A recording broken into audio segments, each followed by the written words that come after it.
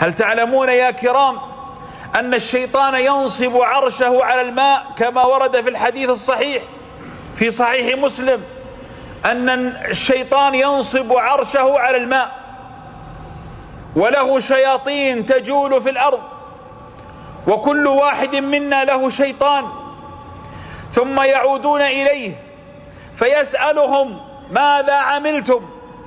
فأحدهم يقول ما زلت في صاحبي حتى أوقعته في الزنا، يقول ما فعلت شيء، هذا أمر بسيط هذا. وأنت يقول أنا ما زلت به حتى جعلته يأكل الربا، يقول ما فعلت شيء. والآخر يقول جعلته يشرب الخمر، يقول ما فعلت شيء. حتى إذا جاءه أحد الشياطين فقال ما زلت به حتى جعلته يطلق زوجته، قال أنت ثم ضمه إلى صدره. لماذا؟ لأن الشيطان يفرح بدمارك، ولكنه يفرح أكبر عندما تدمر أنت وزوجتك وأبنائك وبيتك. وقد يتبع هذا الطلاق خصومة وقطيعة بين الأسر، فهذه غنيمة يحبها الشيطان. إذن الشيطان مترصد لنا، ولا يمكن أبدا أن يتركنا حتى نرحل من الدنيا. ولكن الشيطان كيده على من سلموا رقابهم له، وإلا كيده فهو والله ضعيف. وقد قال الله تعالى أن الشيطان ليس له سلطان على عباده.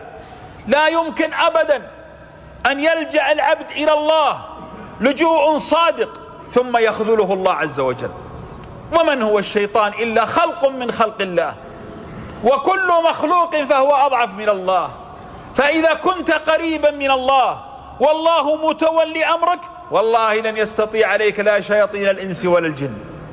ولكن لا بد من الحذر، لأن الشيطان له مداخيله وله طرقه، لا يأتيك مرة واحدة ليوقعك في الذنب. الله قال يا أيها الذين آمنوا لا تتبعوا خطوات الشيطان. الشيطان يا إخوة يتدرج مع الإنسان. الشيطان يتعامل معك كلما سلمته نفسك، وإذا أنت حصنت نفسك منه ابتعد. لكن هل يعني هذا أنه ليس بخبير؟ لا يا أخي. كم لك في العمر؟ 50 سنة 60 سنة؟ الشيطان منذ مبعث آدم وهو يعيث في الأرض فسادا، مر عليه من أمثالك الملايين، فهو يعرف كيف يتعامل مع الغبي ويتعامل مع الذكي